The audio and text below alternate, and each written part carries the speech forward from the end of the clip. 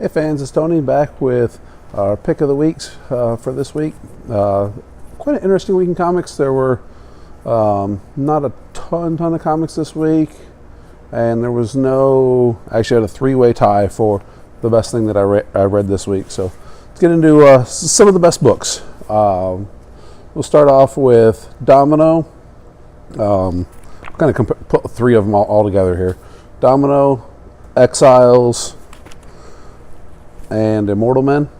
All three of these books are good starting points for stories. They're good jumping on points if you haven't been reading in some of these characters, and all three of these bring back characters that we haven't seen in a while, or some characters that we've seen a lot of recently and we've been told that they're going to get carried on to their things. So without giving away any spoilers or anything like that, all three of these books have some characters that we know, some characters that we love, some characters that we hate, and they carry them all forward and bring them through. So good books to jump on with.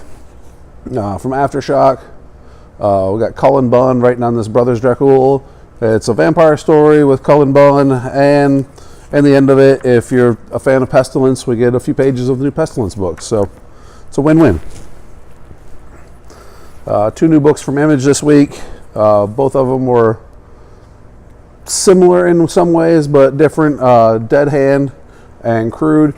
Both of them had some Russian translation stuff and some good stories. Definitely some good starting points. I'm curious to see where both those books are going to go. Continuing on, Oblivion Song number 2. Kirkman continues to write a story that just gets better. It's hard to really talk about it too much because I've read the whole first trade, so I know where it's going from here, and trust me when I say that it just gets better.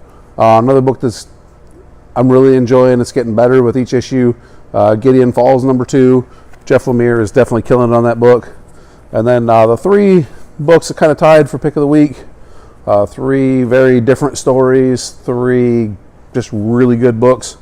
Kind of a horror story, not quite like our Sink or Stabbity Bunny, but something that's really good. And if you like good horror story books that have a great story, this Fractured Mind is definitely a good book and one that I highly recommend. It's something just trust me and check it out. Thanos 18, the final issue of Thanos, the end of Donny Cates' run on Thanos. Just awesome. That's all I can say about that. It was a great book. His whole run, issues 13 through 18, was one of my favorite Thanos storylines of all time, and it was just awesome. And that was a very fitting end to that storyline. And then our final of the three for pick of the week, Captain America 700. Also the end of an era, end of Samney's run on here. Pretty short run, but Samney's art on Captain America these last handful of issues has been phenomenal. Kind of brought us back to what we love about Captain America. Felt like you were reading an old Captain America stories. The storytelling, Wade has been telling a great story on this, and this was just a really good issue, so highly recommend it. Captain America 700 milestone issue, big things happen. Definitely check this one out. So those are the favorite books I read this week. Hope you enjoy, and enjoy your reading tonight, folks.